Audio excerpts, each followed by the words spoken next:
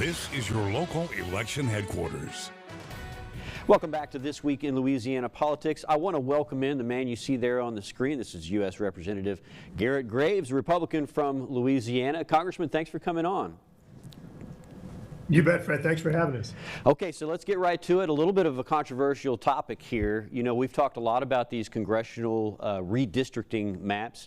One map has passed out of the State House, and many believe that it will end your representation of the 6th Congressional District. You called the map a boneheaded map. In fact, I'll read the quote here. It was a boneheaded move to do what was done last week, a real head scratcher. Nobody campaigned on these issues. So what did you mean by that? Look, Fred, here's the reality. Number one, folks have been out there saying that there's some court order or mandate that they draw new maps. That's simply not true.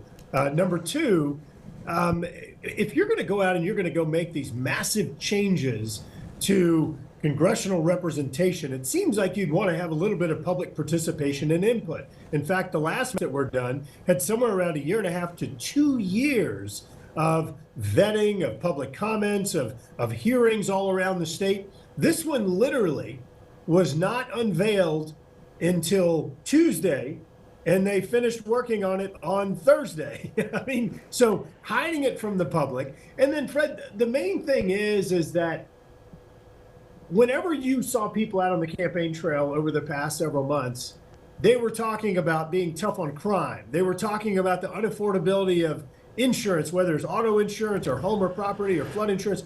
People were talking about economic opportunity. These are the things that the legislature needs to be focused on.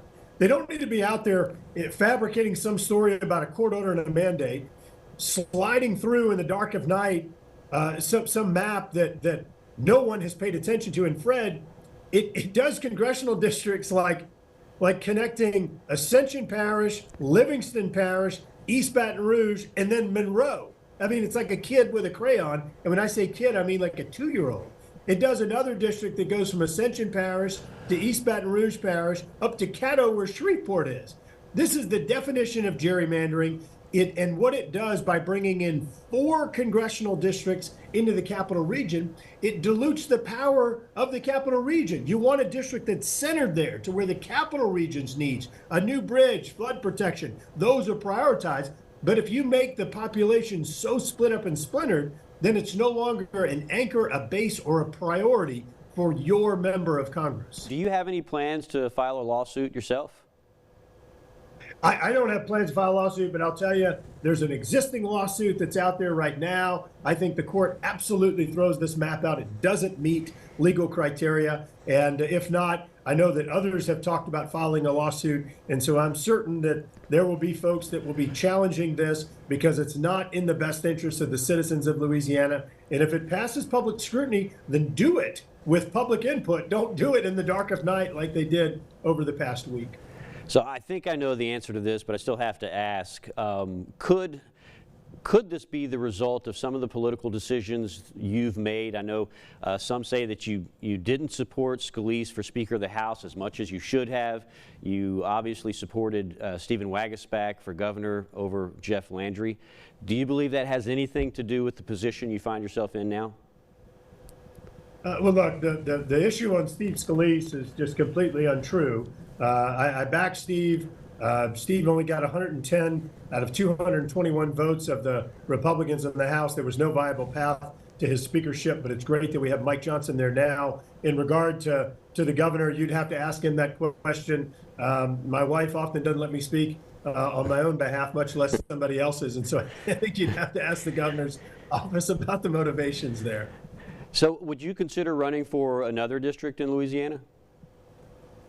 Well, what this map does is it brings in 4 different congressional districts into the capital region. So as far as I'm concerned, rather than having effectively the one option that we have today under the existing maps, we now have 4 options or 4 different districts we could run in. But it just doesn't make any sense to connect Baton Rouge with Shreveport, to connect Baton Rouge with Monroe. These districts just lack any common sense or rational thought. And so I think what makes more sense is to have the court throw this out and actually apply the legal standards to maps, draw new ones that actually make sense and connect communities of interest. And then we would run in something that's more of a recognizable shape rather than a 2-year-old with a crayon drawing a map. So, you know, Senator Cleo Fields has already sort of unofficially announced that he'll be running in that district. What's your reaction to that?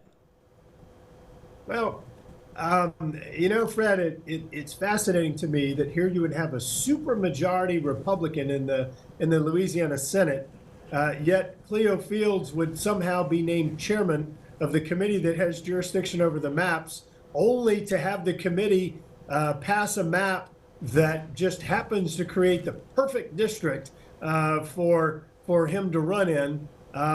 You know, look, I'm not an investigator or a detective, but something looks a little funny.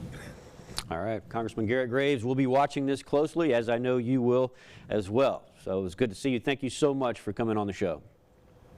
Hey, Fred, thank you. And look, I want to make note, this new map actually puts Speaker Mike Johnson and Majority Leader Steve Scalise's position in jeopardy. That's not in the best interest of Louisiana, and it jeopardizes our ability to be the next chair of the Transportation and Infrastructure Committee. This needs to be about the best interest of the state, not some political retribution or agenda. All right, noted. Thank you, sir. Appreciate it. Thanks. Take care. Stay with us. We'll be right back.